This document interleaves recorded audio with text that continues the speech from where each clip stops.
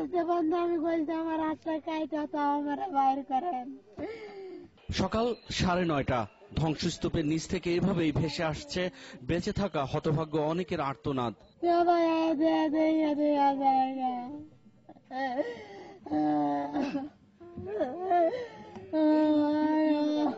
বিধ্বস্ত 9তলা ভবনের বিভিন্ন প্রান্ত থেকে এখনো ভেসে আসছে অনেকের বাঁচার আকুতি। তৃতীয় তলায় রয়েছেন তাদেরই একজন রোজিনা। বাড়ি ময়মনসিংহে, থাকতেন সাভারের আরপাড়ায়। চাপা আর্তনাদের উৎস ধরেই সাধারণ উদ্ধারকারীরা পৌঁছে যান তার কাছে।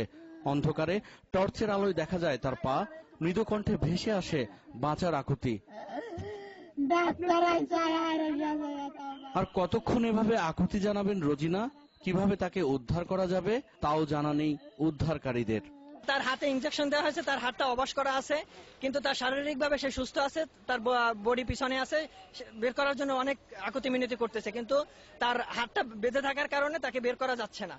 কথা হলো উদ্ধার কাজে তদারকির দায়িত্বে নিয়োজিত এই সেনা কর্মকর্তার সাথে। তবে কেউ বলতে পারেননি রোজিনাকে জীবিত বের করে আনার কৌশল। একটা হাত কাটলেই ওকে শুধু বের করা যাবে সেটা মনে হচ্ছে না এই মুহূর্তে।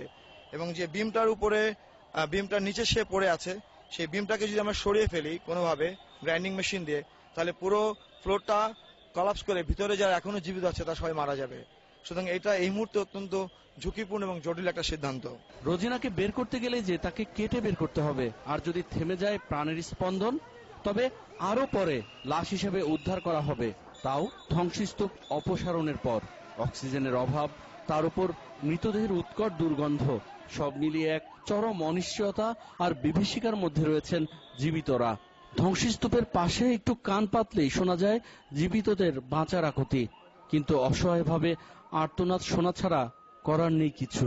আমাদের টিম কাজ করছে, তার বিশেষজ্ঞ যারা চিকিৎসক আছে তাদেরকে পাঠিয়ে কিভাবে তাকে সেভ করে আনা যায় সেই লক্ষ্যে কাজ করছে। গার্মেন্টস কর্মী যিনি মহিলা আটকা পড়ে আছেন, উনি আমাদের কাছে নিজেকে উদ্ধার করার জন্য আমাদের কাছে আবেদন জানাচ্ছেন। আর রোজিনাদের যখন এই অবস্থা, তখন পানি, অক্সিজেন ও প্রয়োজনীয় উদ্ধার সরঞ্জাম চেয়ে দাঁড়ে দাঁড়ে ধর্ণা দিচ্ছিলেন সাধারণ উদ্ধারকারীরা। জীবিত বেশি আছে এখনো, তা ওখানে অক্সিজেন দিলে সবগুলো লোক আমরা বাঁচাতে পারি। যন্ত্রপাতি, আমাদের যন্ত্র, আমরা যেটা দিয়ে কাজ করব, উদ্ধার করব, সেগুলো আমাদেরকে সহযোগিতা করেন। এক পর্যায়ে তাৎক্ষণিক হাতে লেখা ফেস্টুন নিয়ে এভাবেই ধ্বংসস্তূপের সামনে দাঁড়িয়ে যান সাধারণ উদ্ধারকারীরা। কিন্তু আর কতক্ষণ এভাবে বাঁচার আকুতি জানাবেন চাপা পড়া জীবিতরা? Zahidur Rahman, NTV news, Savar, Dhaka.